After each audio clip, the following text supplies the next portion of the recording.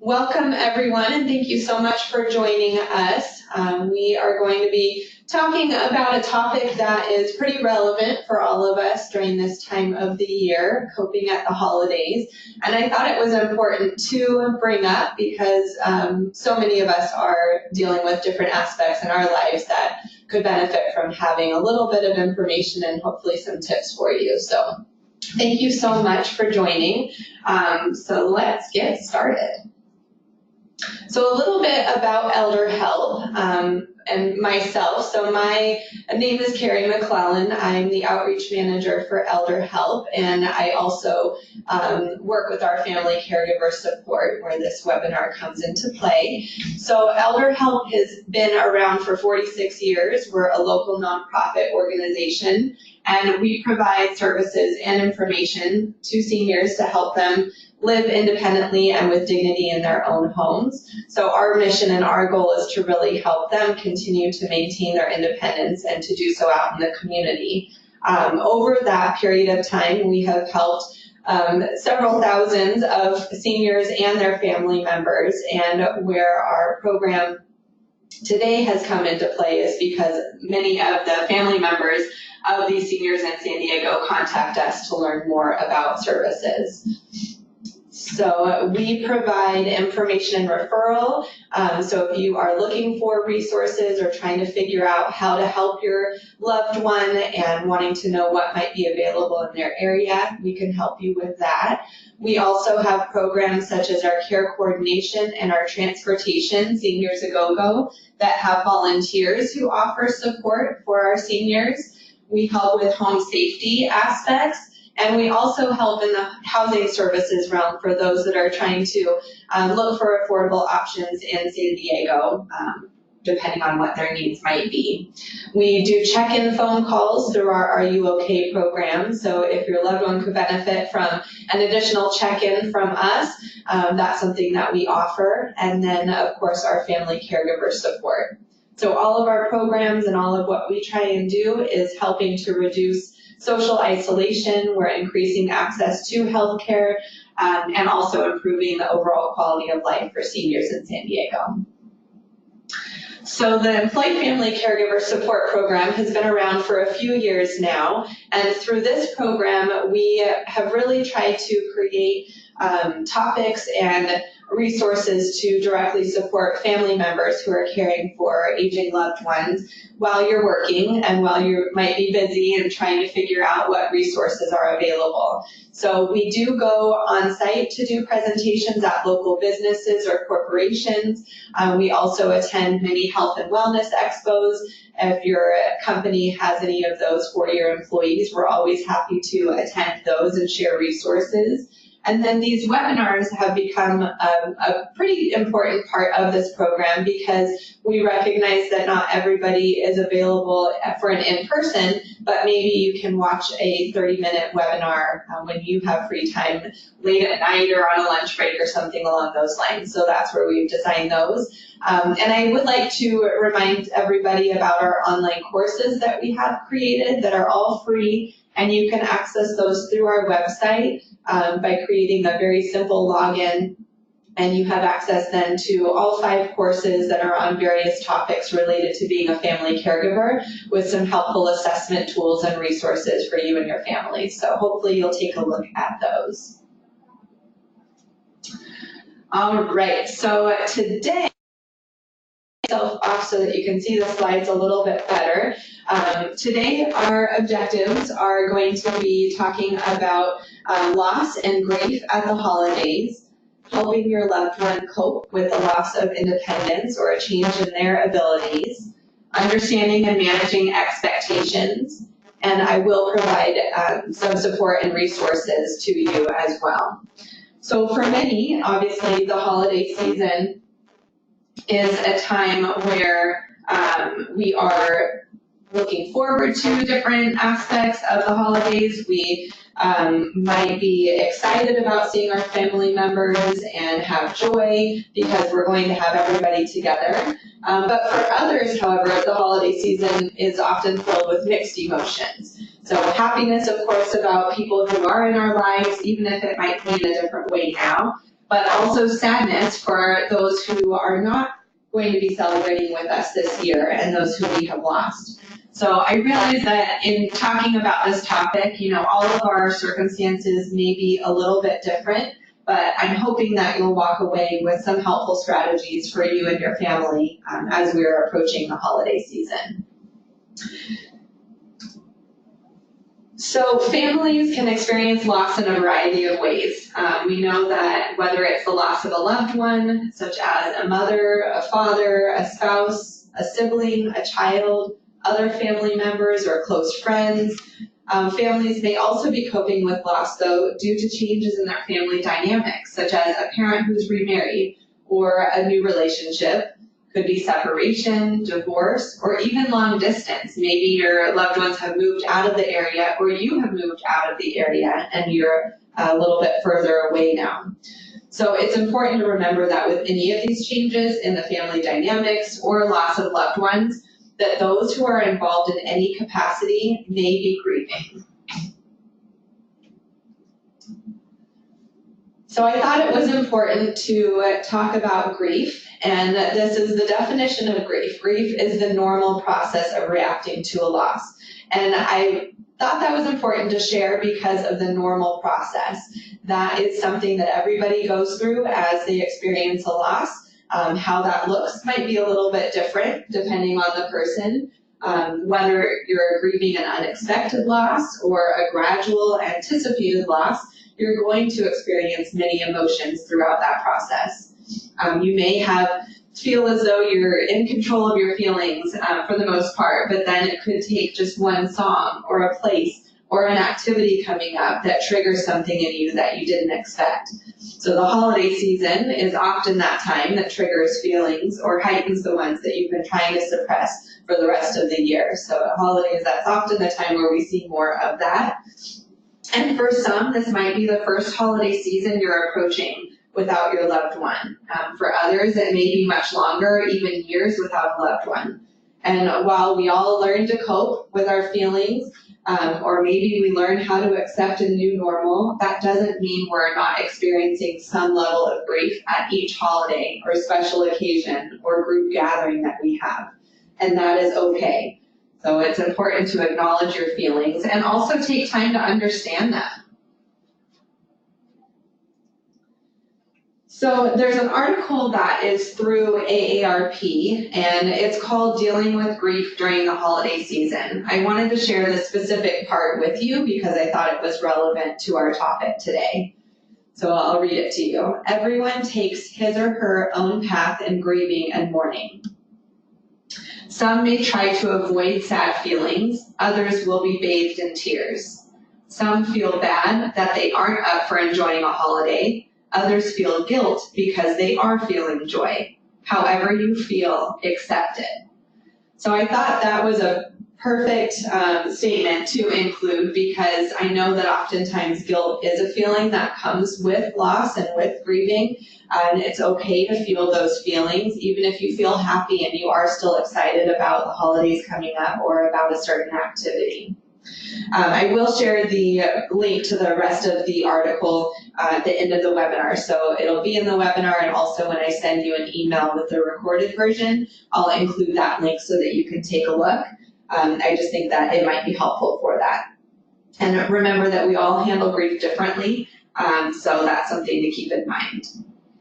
So as we prepare for the holidays, we're going to talk about a few strategies for you to consider as you get ready for those family gatherings or for events or activities. And you may decide to approach things differently than you used to. Maybe you're going to modify the plans or change the traditions up a little bit. So we'll talk about that. So before we get started into these different suggestions and ideas on how to, ways to remember your loved ones, I do want to mention that with any of these ideas, communicating with your family members and planning ahead of time for any of them is really highly recommended. Learning how to cope together without creating new memories that are too painful for any one person is going to make the experience much better for all of those who are involved. So having those conversations before you go in and take the initiative might be a good idea for your family. So creating a picture display. So this could be something that is done at the location of wherever your family is going to celebrate the holidays, whether it's in the front room of the home, or maybe even in the dining area next to where your meal will take place. This could be a gentle way to remember your loved one and allow for individuals to take a moment when they feel comfortable to look at the pictures and remember those special times. It might be too difficult for some family members to have this set up, so just try and be mindful of how everyone is coping, and you may wish to have this in a place that's more private for you if that helps to maintain a calm environment for everybody who is grieving the loss. Lighting a candle, so that's something that you can do pretty much anywhere. So if you are traveling, it's something easy that you can take with you. But lighting a candle in honor of your loved one might be a good idea to do. Again, this could be done with everyone present at a big gathering. You could say a few words or allow anyone who would like to speak to share their thoughts. Or you could do this in a more private setting for those who would like to be present, or even just by yourself if it's not something that everybody is interested in partaking in. So sharing stories, whether they're funny, sweet, or otherwise, we all have stories, and that could be a really good way to remember your loved one through memories that others have as well as through your own. Sometimes we forget about certain things until we start talking, and it leads to other conversations and other memories come out. You may even learn something new about that person. So again, this might not be for everyone involved, so talking about it first to avoid uncomfortable situations is definitely recommended. And some individuals may prefer to not speak of a loved one during the holiday itself because it might be too difficult for them, but maybe they would be open to it at another time. So try not to close off that line of communication and assume that just because you offered it once, they're not interested, that they won't be the next time you get together or even over the phone. So consider that. Another idea might be to create a book of stories or memories or words of wisdom that each family member can contribute to. This could be available maybe throughout the holidays that you're visiting your loved ones, or maybe it's spread throughout a 6-month time period where you're gathering that information. Everybody has the opportunity, of course, to participate or not, and maybe at the holidays it's too hectic or too busy for them to sit down and have those thoughts, but later on in the new year, that might be an opportunity for them to participate. So food, making a favorite dish. Food is often something that brings people together, and that's a lot of times what we think about with the holidays is that favorite dish or what we're going to make for those meals. So if making your loved one's favorite dish is something that you would like to do, again, that could be a great way to involve multiple people gathering in the kitchen. Everybody takes a part.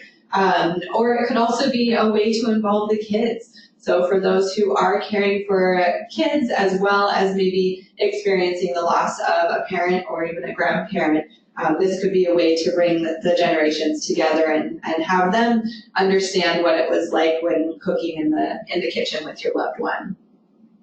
Visiting a special location. So it could be that being at a family member's home is going to be too difficult. So consider holding the celebration somewhere else, maybe at a different location.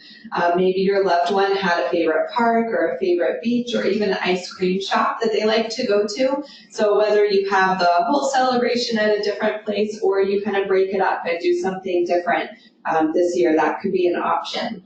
And of course, having that conversation about an alternate location and finding out what your family members think is a great idea so that everyone's on the same page and they're not thrown into anything that is unexpected.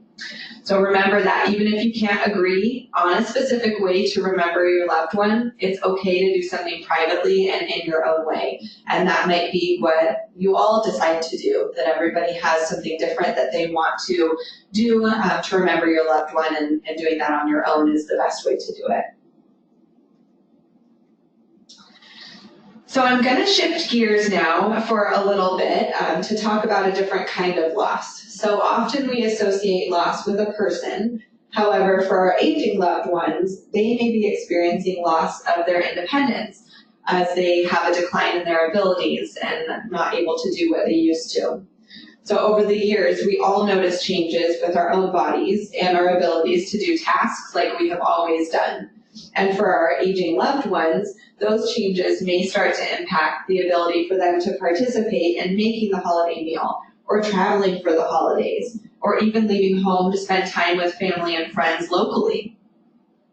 These changes may happen gradually, so you may notice small things over time, or it might occur more suddenly, where all of a sudden they're not able to help or they're not able to drive anymore. So either way, it's important to talk with your loved one about how they're feeling and how they would like to be involved as the holidays are approaching, because maybe you have one idea, but they really have another, and they're okay with letting go of some of those things that they used to do. So I have some suggestions or some tips and ways to maybe involve them if it's even with a modified approach. So we'll go into that. So holiday cooking or making holiday meals. So if your loved one has always helped cook the holiday meals and the thought of not being in the kitchen and part of that hustle and bustle with the family, that might be impacting their mood. It also could be impacting how they're feeling as they approach the holidays and what thoughts they have. So having a conversation with your loved one could be a good way to start that process, and maybe being in the kitchen alone would make a difference. So putting a chair for them to sit and still feel like they're part of the process. Maybe they're not actually doing the cooking, but they're around you and they're able to participate in that aspect. If that's not possible, maybe they can sit at the kitchen table and help to chop or help mix ingredients. Whatever it might look like that could be involving them. And remember, people of any age want to have purpose and want to feel useful. So even if you ask their input on the turkey or the pies, see if they're done, what do you think, is it crispy enough? That might be the involvement that they need, so that they can make sure that they're part of that experience, and it may make it more enjoyable for everybody. Something to consider in relation to the meal itself. If your loved one does have any dietary restrictions, that might be new for them. Maybe it's not, but some do experience changes, and so they might have new things that they're having to accommodate and look for. Maybe making just minor modifications to the menu so that they can enjoy it without worrying or without feeling like, well, I can't enjoy the pumpkin pie this year, or something along those lines. Could be as simple as changing the sweetener in the pies or in the desserts, or it could be adding other seasonings to the main dishes or the side dishes and not adding salt. So there's just simple ways that maybe can change the meal with making it still enjoyable for everybody, but a little bit safer for your loved one. So decorations. So we often think of decorations and, it makes the home a little bit more inviting, and we all enjoy those different aspects. So if your loved one is always decorated for the holidays, but maybe it's not safe for them to get up on a ladder anymore, a step stool, or carry the boxes from the garage into the house, this could be something that you could involve other family members in, or even kids, to help and make it more of an enjoyable experience. It's difficult, as we all know, to ask for help. So if you offer it sooner than later, hopefully they will agree, so that it's not a last-minute plea for help when the holidays are just around the corner and you're trying to get everything else done. But maybe by offering it far in advance, you'll be able to schedule it in and it'll be a little bit more manageable. And you could also make it a fun experience by having their favorite music, or with a few snacks or different things along those lines. And it could be possible that your loved one isn't wanting the home to be decorated as it always has. So maybe having the decorations filled in the home is going to be too overwhelming for them. So it could just be that you're wanting to put up a few simple items, and that's all that's needed this year. But having that conversation with them to make sure that they're on board and find out what's important to them will make that process a little bit easier. So you don't go ahead and do all of the decorations and really all that they wanted is one simple section to be decorated. So when we talk about traveling or activities for all of those different holiday festivities, a lot of different things come into mind because abilities might have changed in the past year. So if your loved one isn't able to travel to your family celebration because the plane ride or the car ride might be too long and it's too much for them right now, consider having the holiday celebrations local or celebrating on an alternate day so that here they don't miss out on all of the fun, but maybe it's not a complete holiday redo for them. It's just something smaller. Have the conversation with your loved one so that you know how they're feeling, and you might be surprised about the response. So definitely have that conversation earlier on. We often tend to worry about the what ifs, and that could be something that we are feeling when we're approaching the conversation with our loved one, but you never know how your loved one might be feeling, and having the conversation will help to prevent any of those harder decisions later on. So a little bit about mobility and energy. If your loved one has had a change in their mobility and now maybe they use a walker or a cane to get around, just a couple of suggestions to allow that extra space around the table and make sure there's a clear pathway leading to it. Nobody wants to feel like they're a burden or that things are being changed around for them, but having that happen will be a little bit easier so that they feel safer going to the celebration at the table. If you're going out to a restaurant or going to a different location, you could always call ahead to inquire about the accessibility or parking, and just so you have that understanding ahead of time.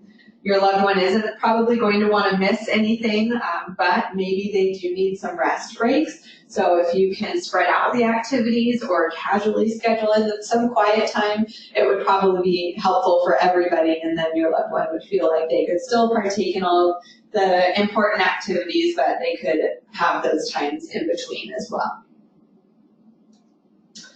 All right, so we're going to talk about managing expectations and setting realistic goals. And this picture, I know it doesn't quite fit in with the theme, but I thought it was helpful because oftentimes we are trying to reach that tallest point in the mountain and do it the best that we can. And that looks different for everybody, and that's okay. So we'll go through how the expectations and goals could be manageable. So we know that traditions are a part of many of our cultures, our religions, our family experiences in general. And if you've had recent changes in your family and the thought of continuing with the same traditions doesn't feel quite right, consider modifying the plan. So whether it's making changes to the menu, the location, or even the day, it may feel more feasible to create a new normal where the expectations are different versus trying to recreate the exact experience you have always had when the expectations are going to be much higher. So here's an example. Your mom used to make the pies. She's no longer here. You're not sure what you should do. Did she share the recipe with you? If so, you could make it in her honor. Maybe baking is not your thing, but you still want to have that pie. So ask one of the other family members if they would be able to help by making that pie. Maybe another example is that your dad always used to carve the turkey or the ham. Consider who should do it moving forward. Maybe it's the perfect time to transition to the oldest grandchild doing the honors. So different small modifications like that might make help for that process. Again, having that conversation with your family and your loved ones will make this transition smoother, even if it's difficult and a little uncomfortable at first. And remember that if you do try something new and different this year, you can always modify it again next year. So making sure it's right for everyone involved. You could always check in. Maybe you all do a group check-in to see how the changes went for everybody and see what you want to do different next year. And again, remember that each family member may handle these situations differently, and that is okay. So if you can find out what's most important to each person, you can create the plan with that in mind. So for example, you might have strong feelings about the whole menu, but not necessarily the location or who should host. And maybe your sibling wants to host this year's festivities, but doesn't really feel tied to the menu. So you could each take on a certain part, and then everybody is involved and feeling like they're doing what is important for them at the holidays.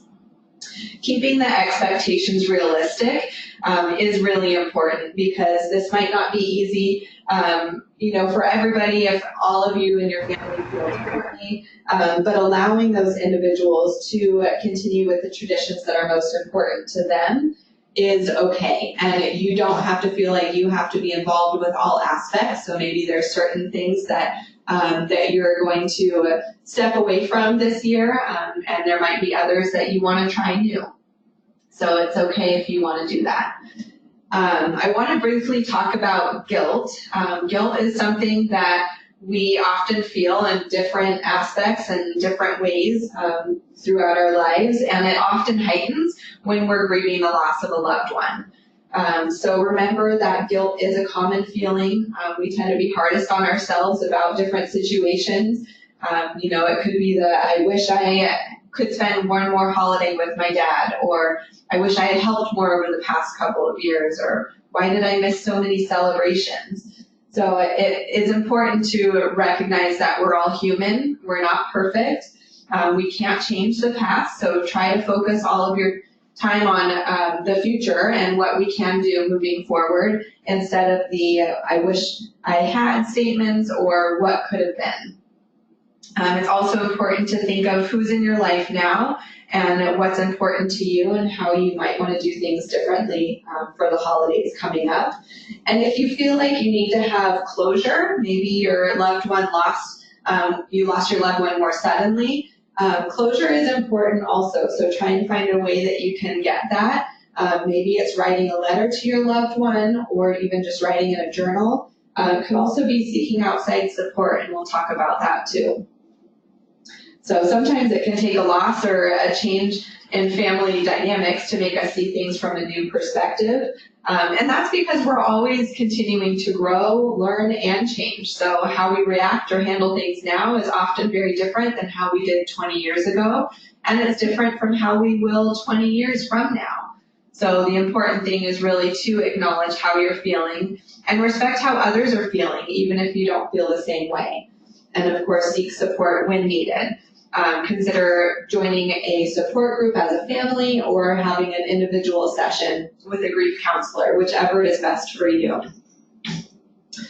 So I did include a few resources. There are many different hospice organizations in San Diego. I only listed a couple just because of space, and you can feel free to do your own search if you'd like to use a different one.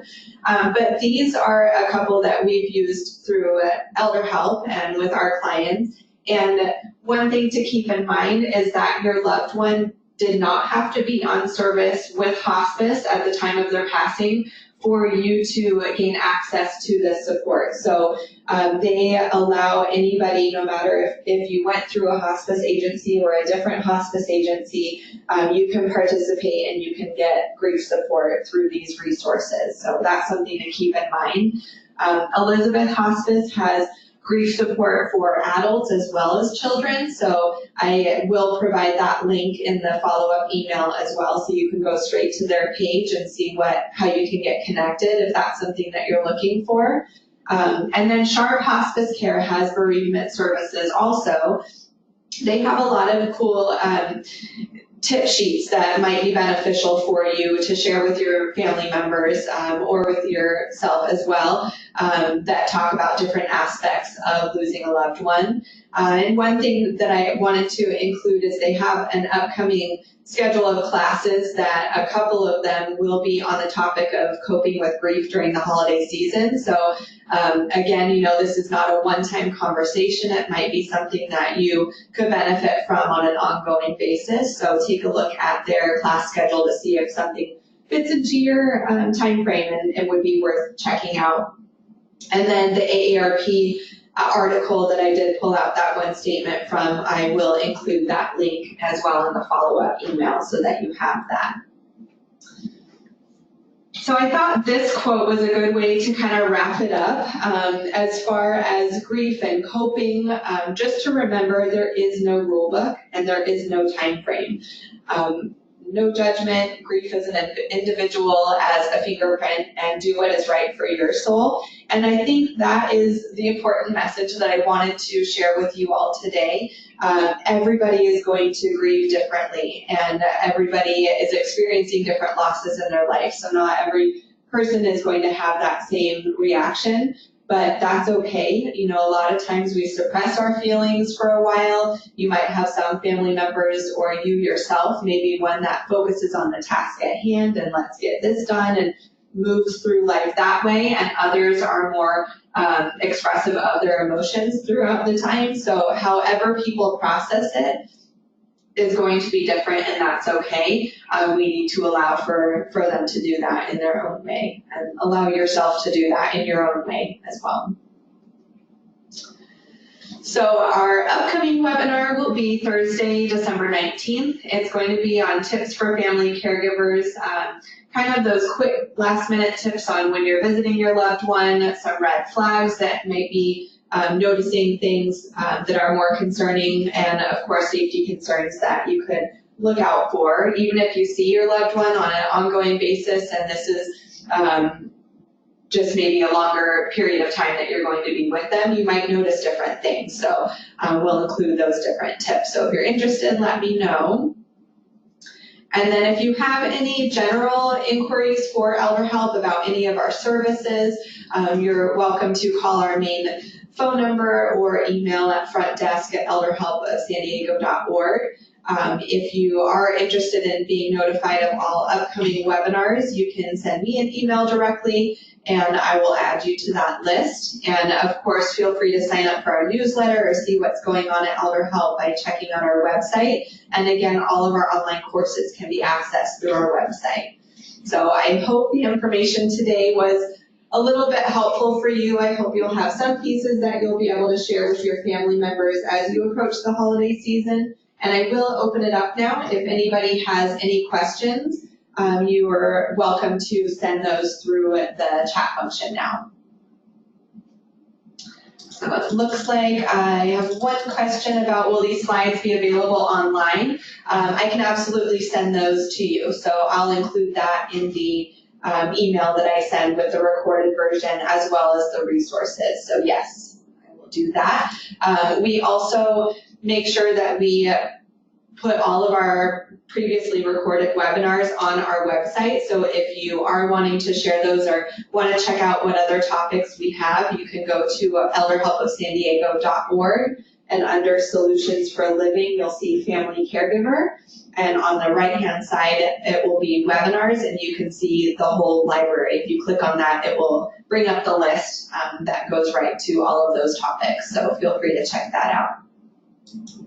And if you don't have any questions right now, but if you think of something later on, feel free to let me know, and I'd be happy to help guide you if that's something that you'd like to do. All right, it looks like we don't have any other questions right now, so thank you again for joining me this morning. I hope the information was helpful, and I wish you all a happy holiday season.